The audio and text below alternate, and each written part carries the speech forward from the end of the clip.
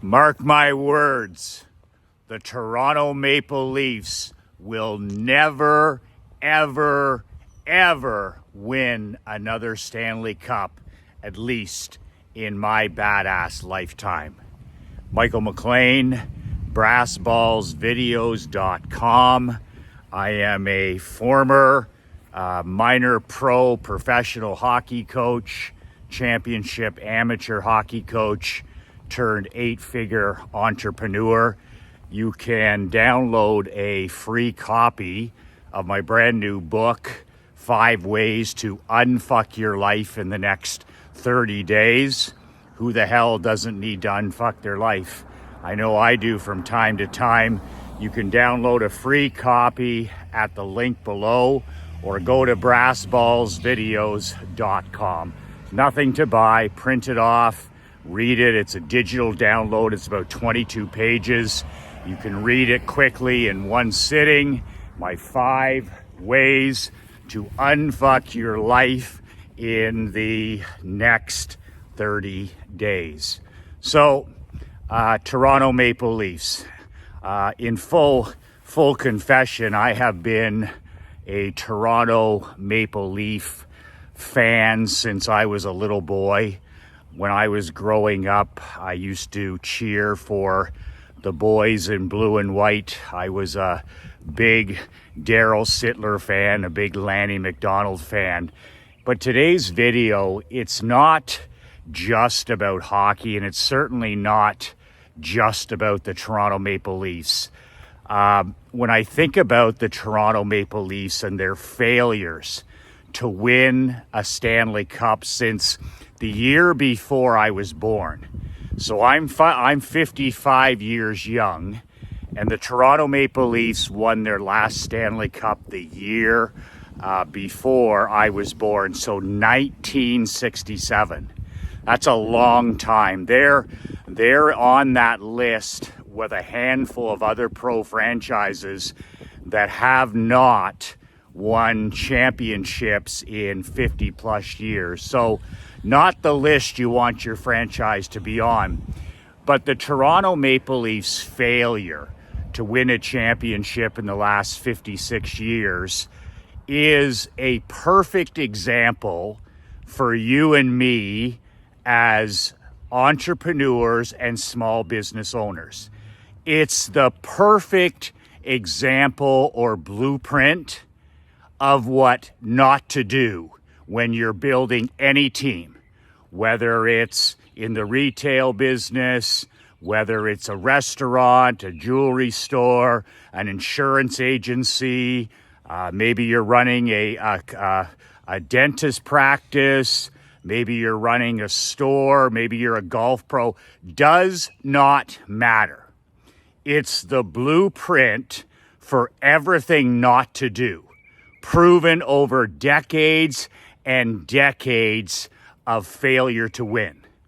And admittedly, the Toronto Maple Leafs, especially the last decade, have had reasonably successful regular seasons. I mean, they've built a franchise that has 100-plus point regular seasons. But no matter what they do, no matter what the Toronto Maple Leafs do, they have no chance to win because of this one main mistake that all losing businesses, all losing franchises, all losing teams make. And if you make this type of mistake in your business, you're just like the Leafs. You can have average seasons, ordinary seasons, mediocre seasons, even good seasons, but you're never, ever going to win.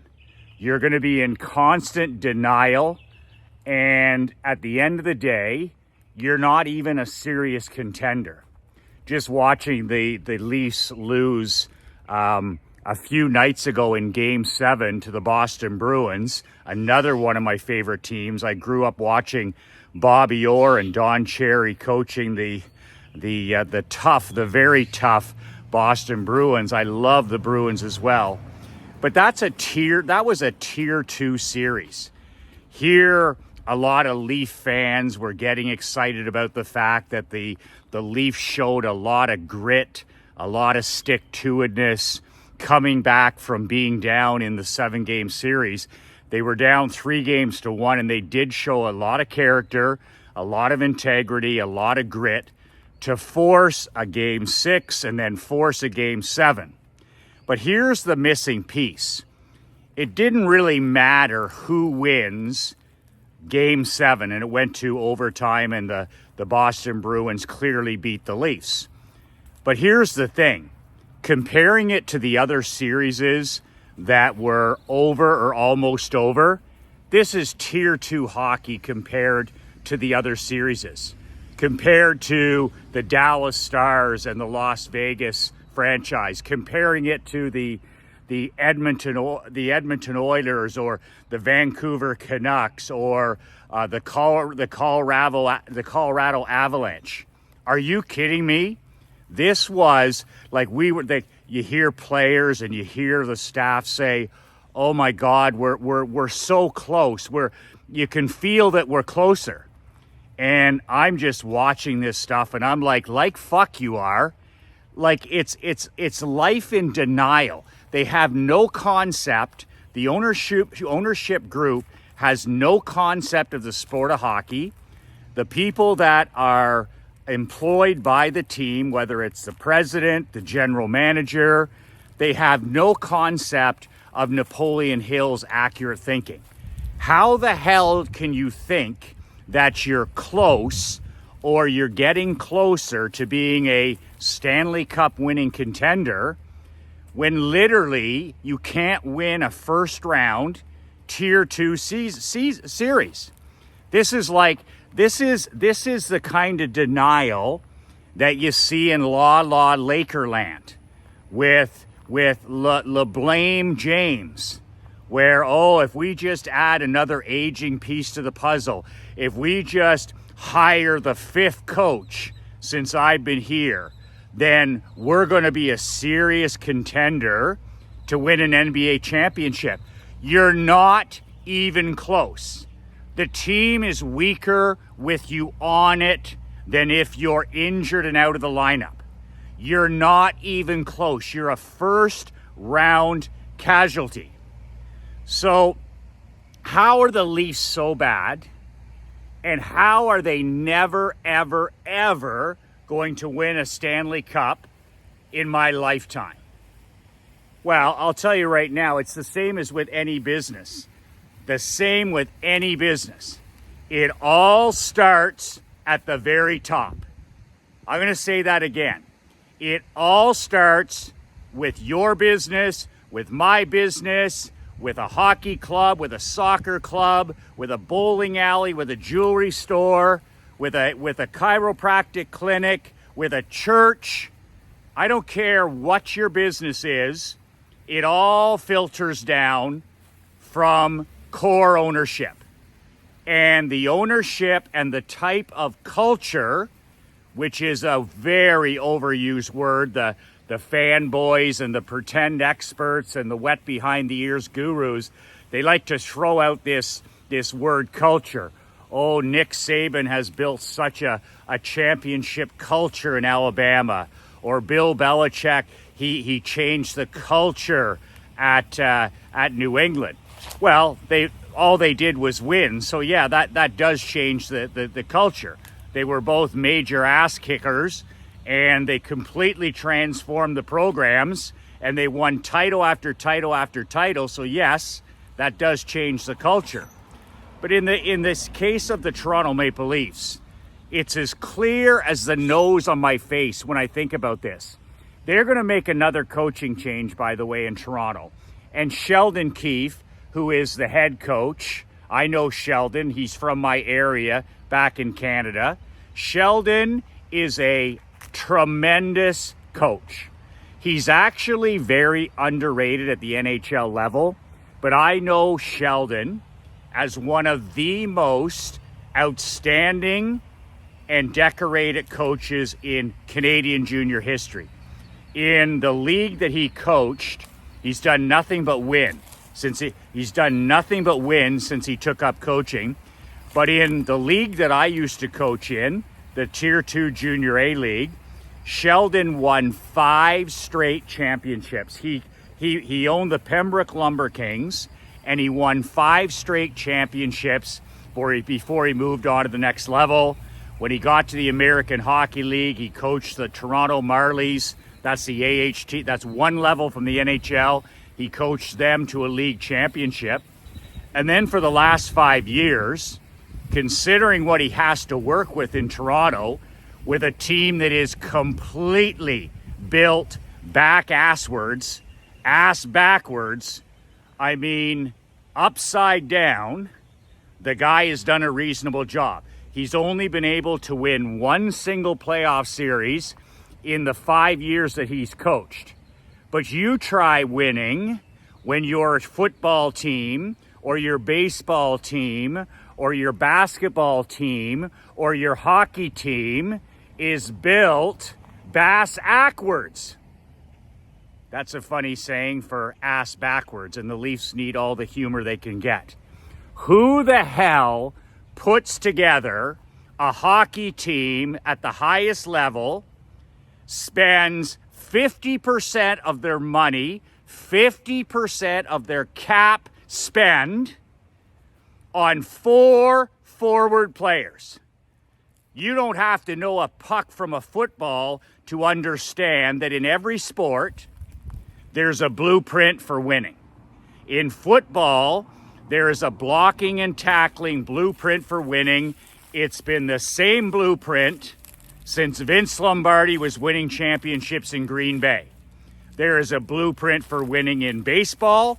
There's a blueprint for winning in soccer. There's a blueprint for winning in hockey. There's a blueprint winning in basketball. And no matter what the gurus say, at the end of the day, you've got to stick to the fundamentals, the blocking and tackling of your sport, just to give yourself a chance to win.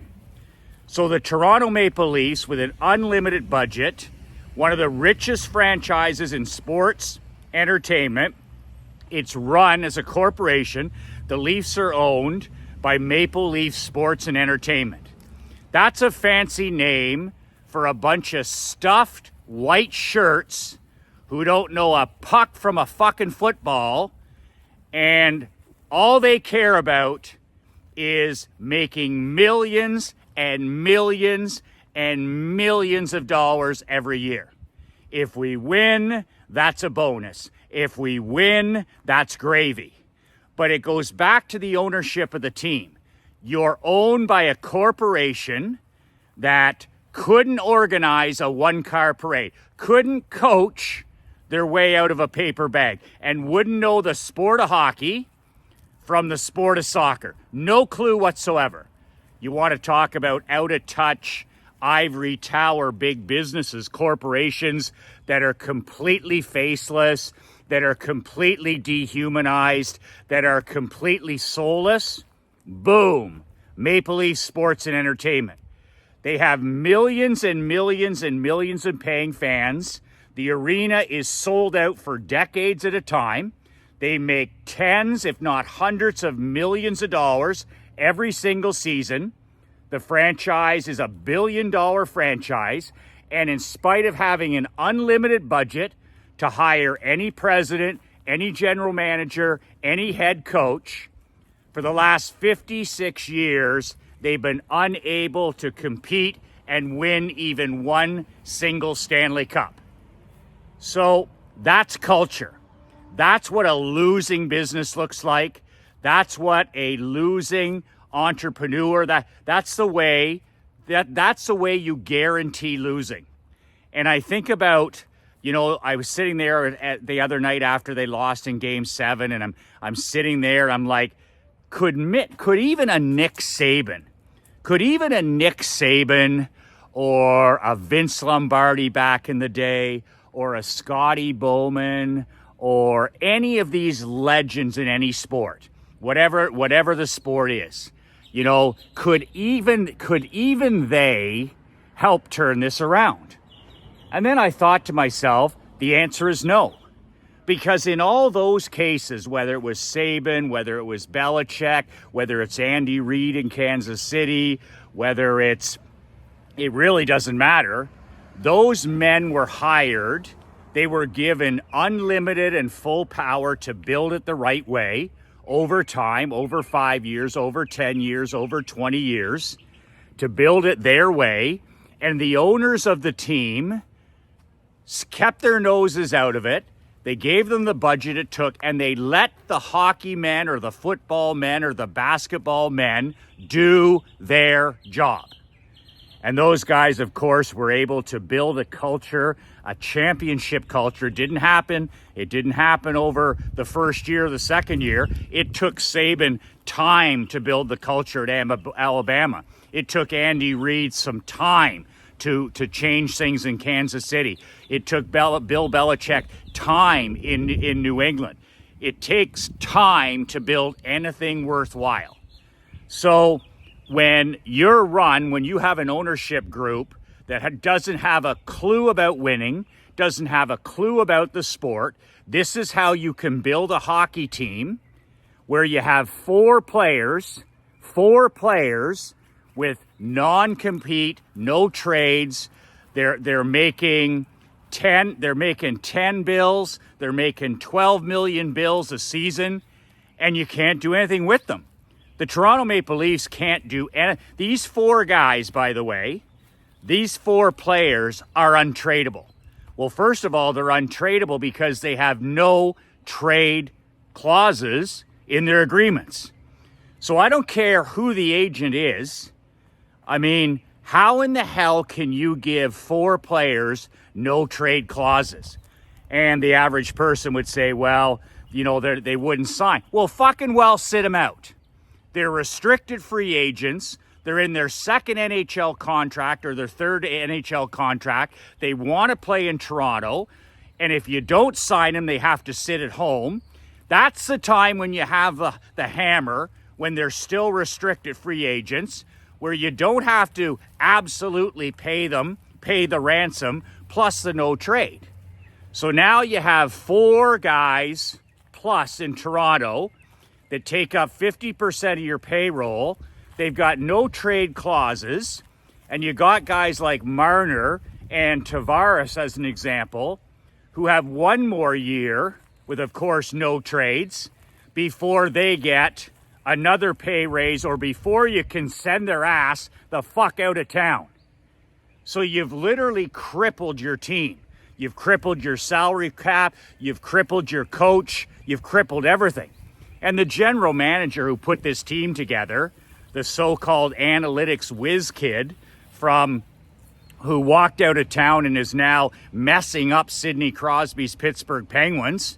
Okay, what was the first deal that Dubas did in Pittsburgh? He signed an aging star, an aging defenseman with a no trade, with a guaranteed, that guy's making 10 bills too.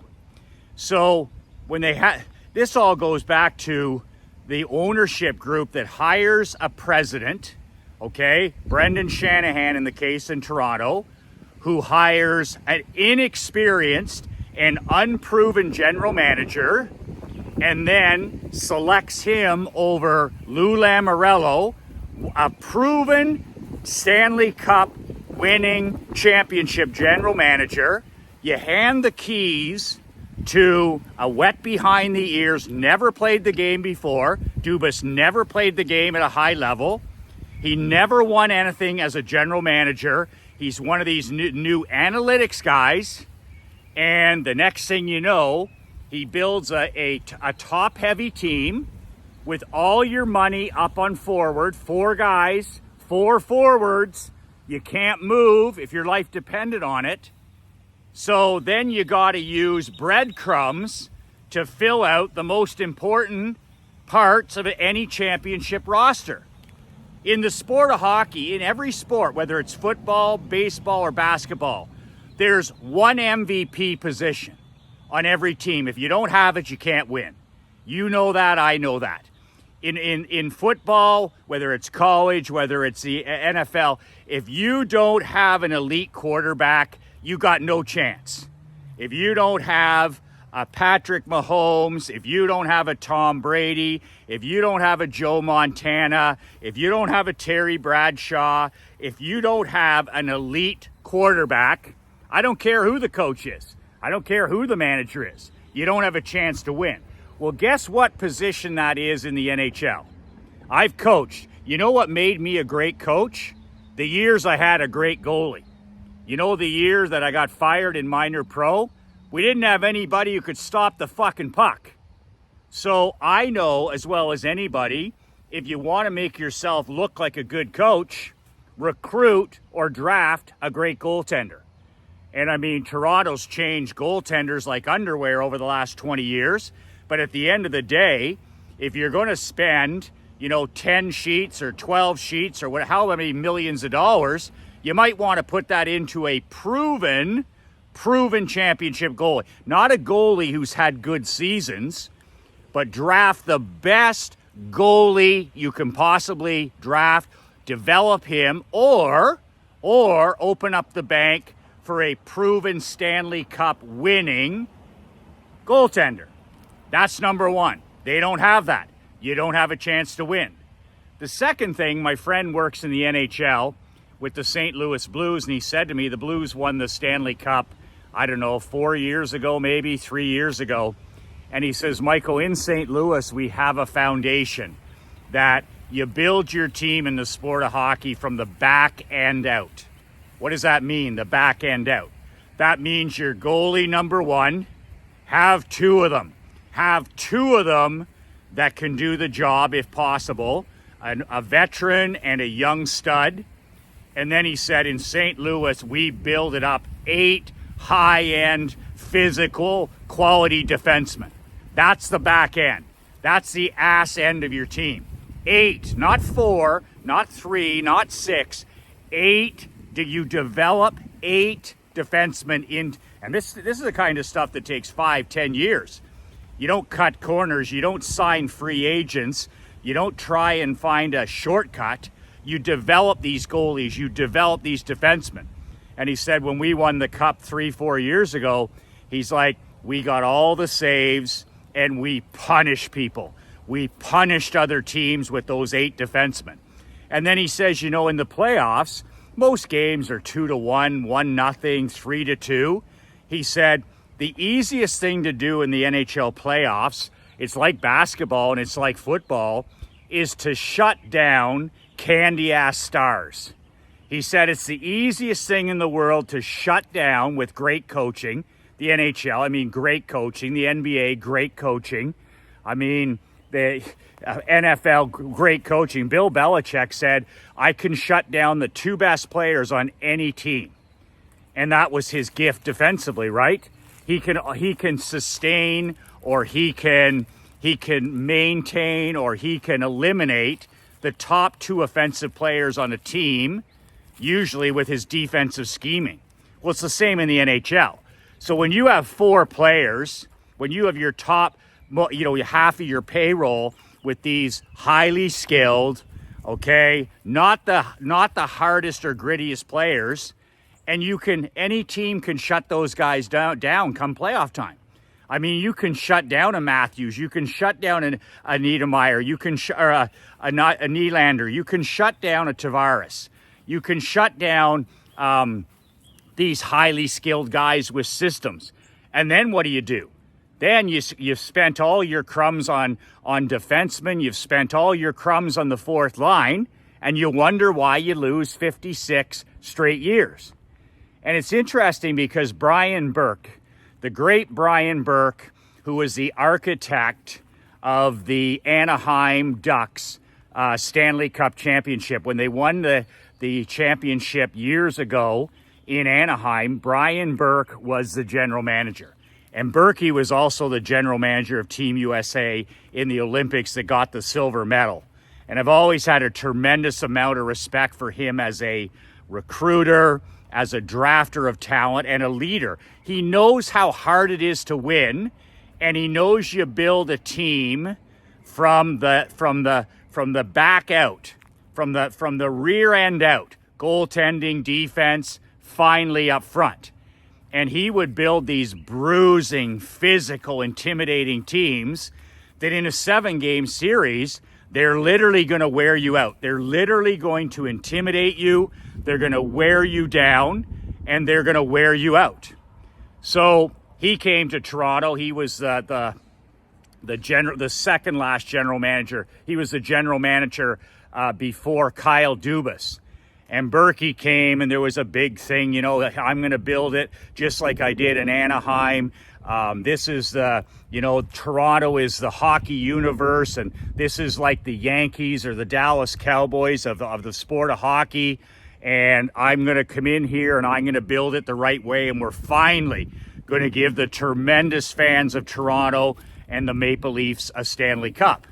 And here's even a guy with a proven track record at every level. And he ended up being fired after 4 years. I think it was 4 years.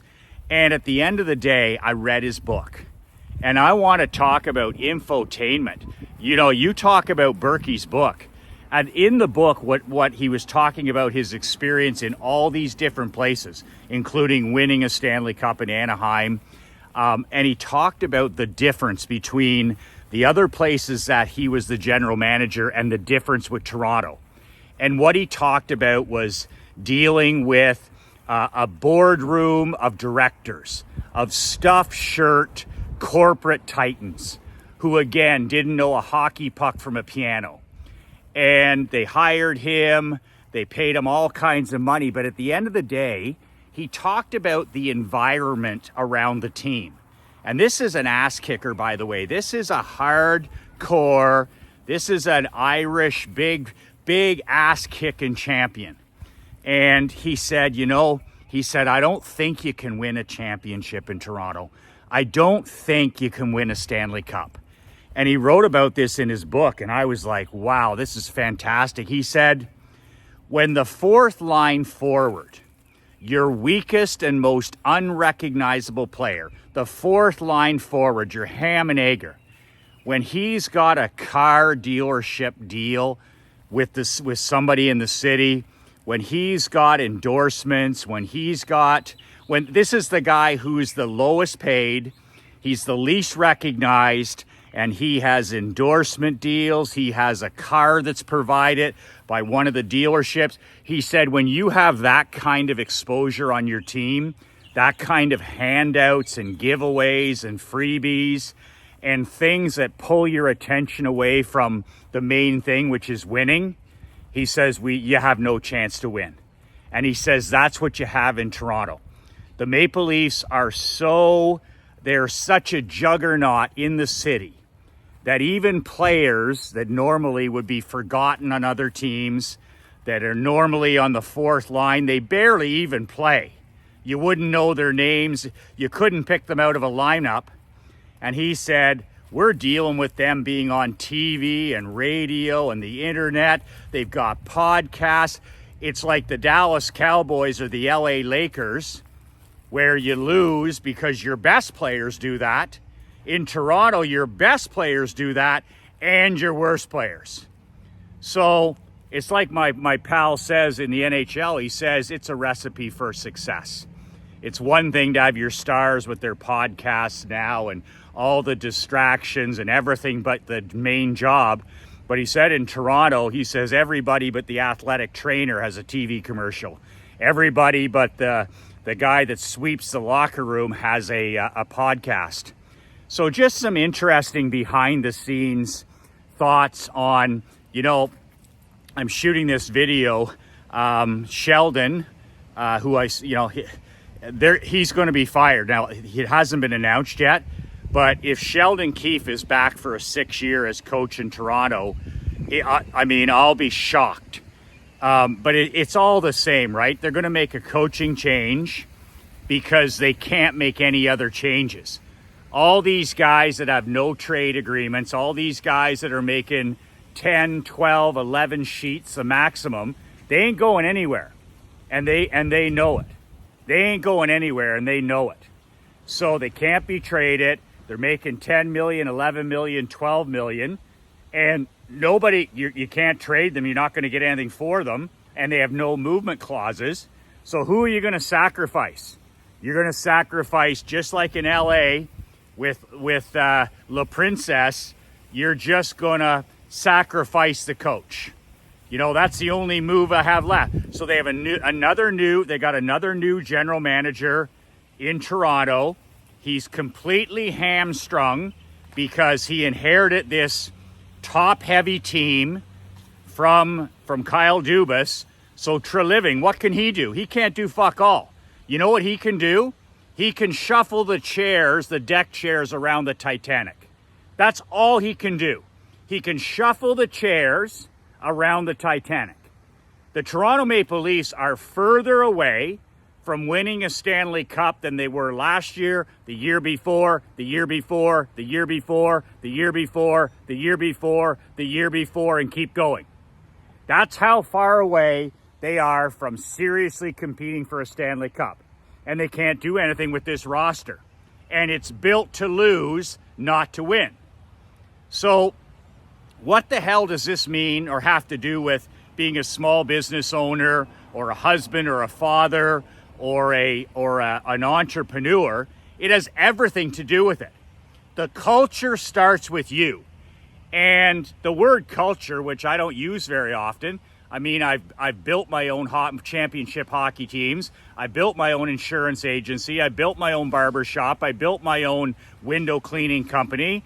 But at the end of the day, to me, culture is standards. Culture is whatever you tolerate, you'll get more of that.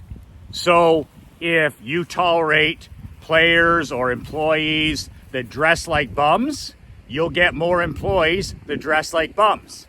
If you tolerate in your small business a lack of punctuality, people are late, vendors are late, employees are late, people are late to work, late back from lunch, you're late, then you'll get more of that. Whatever you tolerate, you're going to get a hell of a lot more of that. And that's what you get in a place like Toronto. That's what you get in a place like with the LA Lakers. That's what you get with the Dallas Cowboys.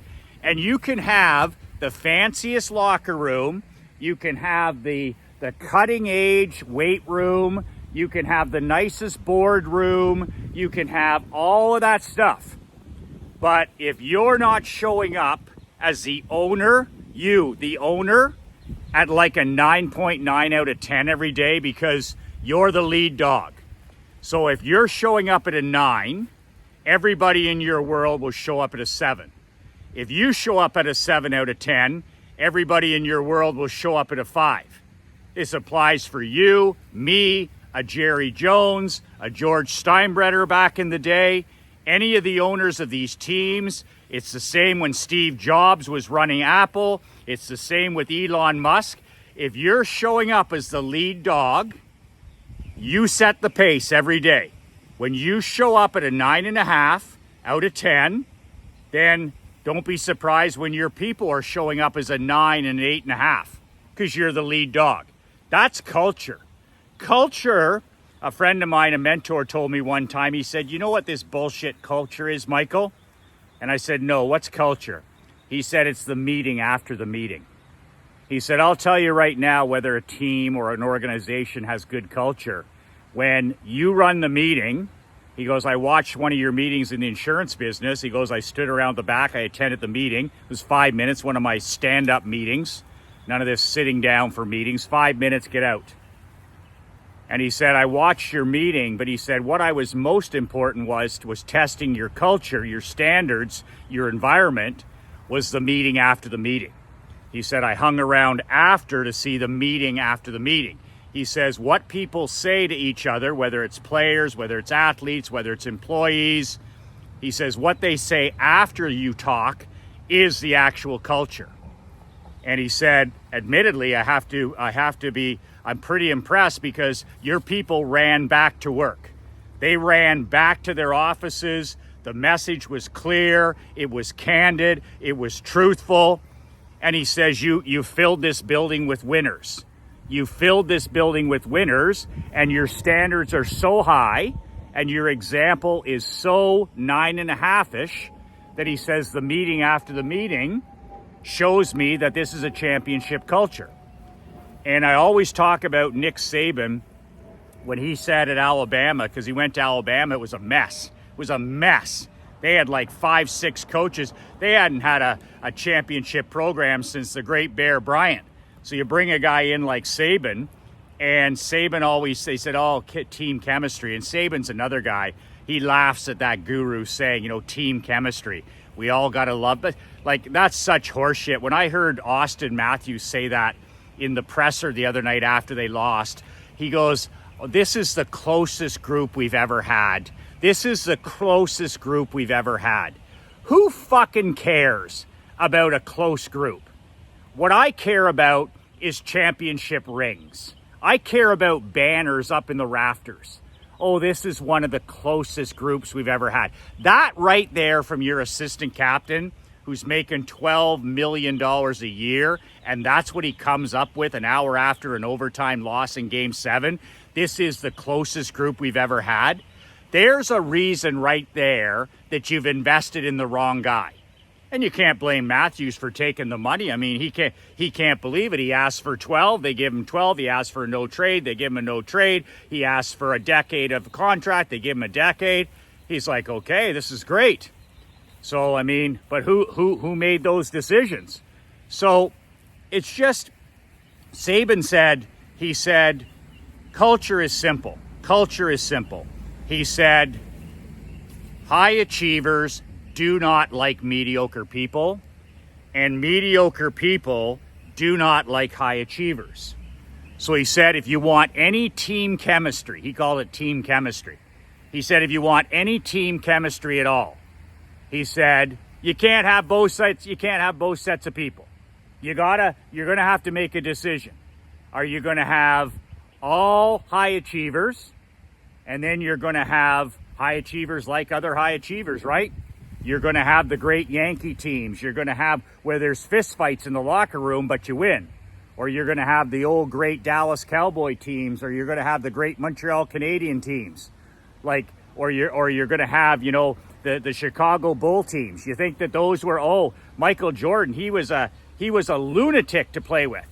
All he did was win six championship rings. You talk to his teammates and they're like, he scared the life out of me. He crossed the line demanding that we show up like no other. You didn't hear Michael Jordan say after a loss, oh, that's the closest team we've ever had. We should give it another go. No. Teammates are like, he's fucking crazy. He's crazy. We were scared not to win. We were literally scared not to win. He managed Dennis Rodman. He managed Pippen. Are you kidding me? The greatest of all time, period. La Princess, not even in the top 5. So I was watching the handshake. I don't miss much. And I watched the details, okay?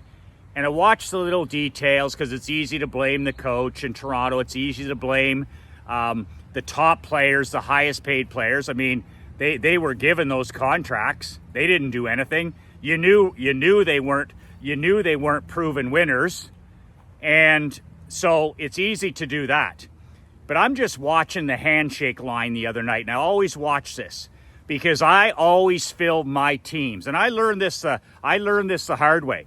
I built some teams that had 90% high achievers and 10% not high achievers, ordinary players, and it cost me championship after championship. And it wasn't until 6-7 years of relentless work in the hockey business when we finally won our first championship where I filled the whole locker room with high achievers. And no, it wasn't the tightest group. No, they didn't get along all the time. I would compare it to the Chicago Bulls locker room. I would compare it to the New England Patriots room. You think guys in there love Tom Brady? No, they respected Tom Brady. When Kobe ruled Lakerland, do you think that they liked Kobe? Do you think they were the tightest knit? He didn't even go out with his teammates. He refused. He wouldn't even pass them the ball. They were afraid not to win. So this is this cupcake philosophy where, kumbaya, we're the tightest knit. If I heard that from my assistant captain, this is the tightest group ever, that would be my question in the exit interview. What the fuck are you thinking about? You make $12 million a year, you score 69 goals in the regular season, You miss half the playoff series, and the only thing you can say is that this was the tightest knit group. Like, is that your Kobe? Is that your Brady? Is that your Montana? Is that your Larry Bird? Is that your Dr. J? My God. It's just, and back to the handshake, most people wouldn't notice, but that's the stuff I'm watching. And I watched it with my own teams. I want to see when you lose like that, whether I told my daughter, I said, I've been in many 7-game series. I've had the privilege of playing in those things, and I've won them and I've lost them. And winning is like death. I haven't died yet. I haven't gone to the choir invisible yet. Just a matter of time. But I'm telling you right now, when I lost those 7-game series and I was standing on the ice and I had to shake hands with that other team, I was literally and figuratively sick to my stomach. We drove home on the coach in absolute silence, like 21 players died. There was no eating, there was no drinking, there was no talking. And you know what was on my mind always as the owner and coach? Is we came this close to winning a championship ring, 7th game, and now we're starting over again. Because hockey is like building a sandcastle, is like building a business. Every year it's a different sandcastle. The waves come up on the beach and you might as well be starting again. It's the same in business. You'll have different players, you'll have different coaches, you'll have a different schedule, you'll have different outcomes, and it's the same in a business. No year is the same, no month is a year. It's a sandcastle. You're just starting again. So this is why it used to make me sick to my stomach. I wanted to vomit, is because not only did we lose, but now I have to start again. We're starting at scratch, recruiting, hiring, firing, trying to get as many high achievers together as possible. And that's the only reason we eventually won after 7 years, is I was so sick to my stomach with losing that it just kept driving me forward to finally solve the problem and win our first championship in 23 years. And it takes no less than that. But I'm watching them the other night. You lose game 7. Think about this. You're a professional athlete. You're making $5 million, $10 million, $12 million. It's your life. It's not what you do. It's who you are. If you're a football player and a damn good one, it's not what you are. It's who you are. Same with a basketball player. Michael Jordan and Kobe and Dr. J and Larry Bird. And like those guys, it wasn't what they did. It's who they are. Jack Nicklaus and Tiger Woods. Are you kidding me? They weren't golf players. That's who they were. It wasn't what they did. So I'm watching these guys, especially the high money guys, the guys you've got invested 50% of your payroll, and they're in the lineup and they're doing all this fucking hugging with the Boston Bruins. Well, it's okay for Boston to cry and hug. That's like Michael Jordan. There's no crying in sport except when you win. Michael Jordan would cry once a year when he had the trophy in his hand.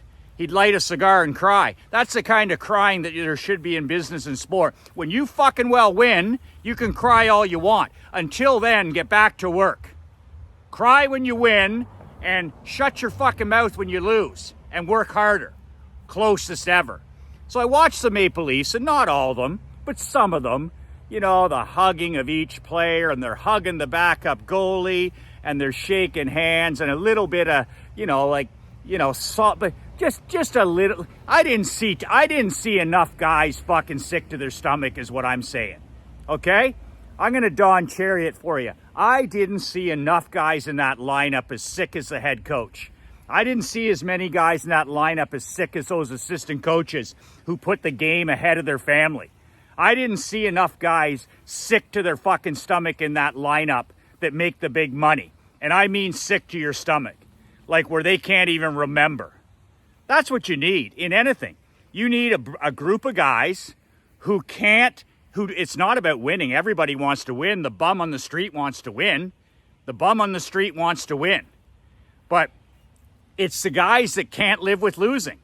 And in that handshake the other night in Boston, you lose game 7 in overtime. I didn't see enough guys that couldn't live with losing. You know, just the padding and this little bit of the have a good, what the fuck? I mean, this is your life. This is your craft. This is your art. This is your career. Think Michael Jordan? Do you think Kobe? Do you think Barkley? Do you think Muhammad Ali? Do you think Mike Tyson? Do you think Steve Jobs? Do you think Elon Musk? Oh, have a good summer. This is the closest knit group we ever had. And that's the culture from the top down. How much money did we make this year? How much money did we make this year? Let's fire the coach. The fucking easy way out. Let's fire the general manager. They already did that. Let's now fire the coach. It's his turn. Let's just make sure we rotate the deck chairs on the Titanic. The Toronto Maple Leafs, as long as they are owned by Maple Leaf Sports and Entertainment, by the way, that's a big media corporation. I can't stand big media.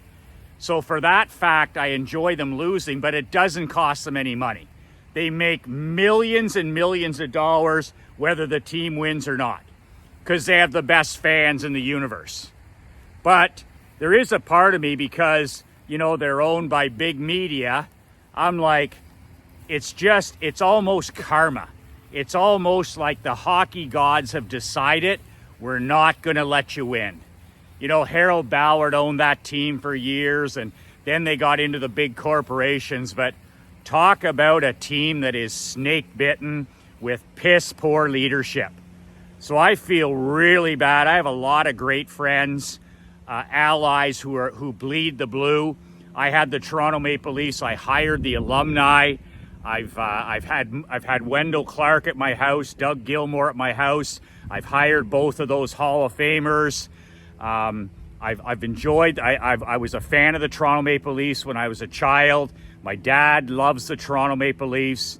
I feel for those people, because they deserve a lot better than this big corporation has provided. And as Sheldon Keefe, the head coach, gets fired this week or a few days from now, and they move the chairs around the Titanic, I'll feel for that guy and his young family. It's just a shame. It's absolutely a shame. So that's all I have to say. I feel a little bit better getting that off my chest. But I'm telling you right now, what are you showing up as? A 9.5 out of 10? Well, 8.5 out of 10? Some days a 6 out of 10? Some days a 4 out of 10? If you are, shame on you. I don't care if you're a one-person operation, a two-person operation, or a 30-person operation like I've run. The way you show up 365 is everything. The way you dress, your punctuality, your mindset, your personal language, everything. Everything. The way you sell, the way you service, your standards, what you tolerate. What you tolerate, you get more of. So what are you tolerating? What are your standards? We're not our highest aspirations. We're our lowest standards. So what are your lowest standards, and can you scale those up? You don't want to be the Toronto Maple Leafs. You don't want to be the LeBron James LA Lakers. You don't want to be the Jerry Jones Dallas Cowboys. Those businesses are rotten from the core. Rotten from the core. Rat poison owners. Rat poison corporations. And it's a shame. It's a shame these proud historic franchises end up in the hands of people who don't know what they're doing. They don't love maybe they love the game in some cases. Jerry Jones loves the game. Okay, no question about that. But they don't know what the hell they're doing. They make themselves the owner. They make themselves the general manager. They meddle. They hire. They fire. It's just an absolute mess, and the fans and the coaches deserve better. That's it. Let me know if I'm way off base in the comments below. I'd love to hear from you. I feel for Toronto Maple Leaf fans, but I'd love to hear what you have to say. Is there anything they can do besides rotating the chairs on the Titanic? Is there anything the Toronto Maple Leafs can do besides taking the easy way out and firing Sheldon Keefe? Anyway, you can download a copy of my brand new book. The link is below, brassballsvideos.com. It's a 22-page book, 100% content, print it off, share it with whoever you want. All I need is your email. I'll email you a copy of the book in 5 minutes. Go to the link below, put in your email. You don't have to buy anything. There's nothing to buy. And you can download it. 5 ways to unfuck your life in the next month. So if you need to get your shit together, like we all do from time to time, this book will help you get your shit together in the next month. If you take one or two of these 5 things I talk about, you take some tiny action on them, your life will look a lot different in a month, 2 months, 90 days. Really helped me over the last 30 years get my shit together when I'd lost my way. And that's what this free book will do. brassballsvideos.com. I'll leave it up for a couple more days, and then it's going to be a paid book. So if you do want a free copy, if you want the absolute free copy, you better go now, because in 48 hours, I'm going to start charging for the digital download. The link is below. That's it. 2 words that changed my life. 2 words that can change yours. Be relentless.